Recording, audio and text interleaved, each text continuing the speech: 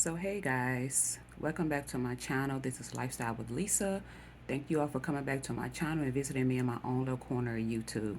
Guys, I just wanted to come on here really quick. I just made a video while I was eating breakfast. I didn't feel comfortable and I was just chit-chatting and trying to give a life update. I decided not to post that video.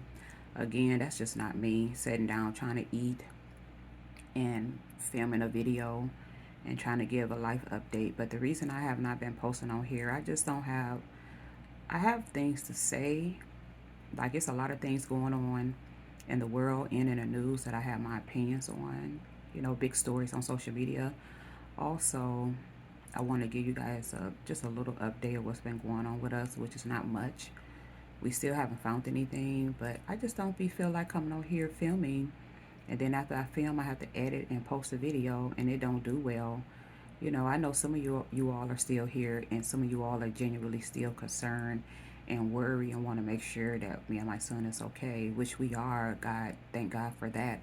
We're not in a hospital and we're not in a grave, and we're pretty healthy so far, and we're okay. It just, I'm not gonna lie, my mental health seemed like, you know, I'm holding on by a thread only because I don't have peace and quiet or privacy, and it's still bothering me that I had to give up my place. You know, I see all these people making really, really bad decisions with their finance and just with life in general. And I see them get all this help and things happen for them. But it was not my fault that I lost my apartment. For some of you all who remember, we've been here 7 months now. I can't believe it's been 7 months. Time is going fast. But I had to give up my apartment after doing everything I could to work with them to to fix, the issue so we won't keep having water damage. We had extremely bad water damage. And the first time was the year before, 2023. But 2024 came in, it just really got bad. And then we started experiencing mold. Anybody that know, you cannot stay anywhere with mold, and it's really constantly bad leaks. I mean, when I say leaks, it just started leaking from underneath the cabinet, in the bathroom, and in the kitchen, and then from the ceiling. When it rains, it started leaking in the bedroom and part of the little hallway we had, and also part of the living room. And they kept saying that they was going to have somebody to come out and find out the issue on the roof. And come on, it's just a simple fact that I'm not stupid, I'm not dumb, naive. I'm not the most smartest person in the box, but I'm not the dumbest either. They just didn't want to get anyone to go up there. They had people come out, get them an estimate, and they found where the water was coming from, but they just did not want to pay. Also, they came and they cleared up a lot of the mold, but it was still some there. I still don't even know what the damage had been done to me and my son, because we stayed there. Like I said, it started in 2023, but we did all we could to, because I wasn't quite ready to leave yet, and I like having my own place and own space and own privacy and own peace. We try to do all we can to stay there and continue paying our rent and try to keep the place clean and, just do the best that we could. But it was just no longer livable. You cannot live in a place that is constantly keep having water damage and water coming down, and then all, mold creating. I don't care how little the mold is, it's not good for the human body. No one, it's not good to be around mold. So I did what I could, but it's crazy how some of these people make these decisions. Like, they blow their money. Either they drink it away, go on vacations, they buy material things, they gamble, they do all kinds of stuff and make poorly bad decisions. And it's like things just, not hating, not upset or anything, but it's like these people that make bad decisions with their money and not pay their, bills and rent and mortgage, things just seem to work out for them. But somebody like me, the situation that I'm going through was out of my control. And I know I had to trust the process and just wait on the Lord, but I don't know. I'm just trying to hang on. It's so many people in this house that I just feel like I can't breathe, even though I'm here with my family, and I know things could be worse. I can be on the streets. I can be in the shelter. The shelter is not safe anymore. It never was really safe, but it's definitely not safe. The shelters now, and also, unless you have the ones that I see, some people have shelters. If you're a family, I see a woman that's been living in the kind of shelter she's in. I think it's an all woman shelters, but they all have their own rooms. So if you're a family, you have your own room. I don't know what area and state that was, but some people are fortunate. It all depends on what kind of place that it is, until they can help you find another place. But these homeless shelters, for the most part, is not safe for women and children. Also, me and my son would be separated. He is 22 years old. He would have to go to an adult male um, shelter, and I would have to go to a woman. So it could be worse. Also, we can be living on the streets. Some people have cars and vans and trucks. They're homeless. They sleep in that. We don't have no cars, trucks, or vans.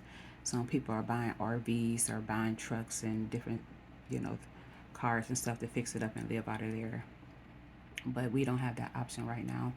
But what I'm saying that it's just funny how the people that make poorly bad decisions to get themselves in a bad situation where they get evicted, they have nowhere to go, this and that, people are willing to help them out. But somebody like me, that the situation happened to me, it was totally out of my control. I paid my rent, I paid my bills, never had evictions, never had issues, never had problems, always paid my rent and bills first before I did anything. It just seemed like I can't catch a break. I've been here 7 months, like I said. I can't believe it's been 7 months, but it seemed like the prices for apartments, houses, condos, studio apartments, and townhouses, the prices have went up extremely. I noticed this 4 months ago. That's why I did stop looking for a minute, but then we're back to looking, and some of these prices have jumped so high that with me and my son income, we're willing to get back out there, but we may have to get a 1 bedroom. I don't know. At this point, I'm willing to take a studio, a big, large studio place for me and him. We can make it work. Very good at organizing and sectioning the place off. But I don't know. I know I have to trust the process, and but I have faith that something good is gonna come out of this. But I don't know. Some days I'm doing really, really well, and some days I'm just not doing great at all. And I just don't feel like picking up a camera, filming. Even if I do film, I'm just not getting the views.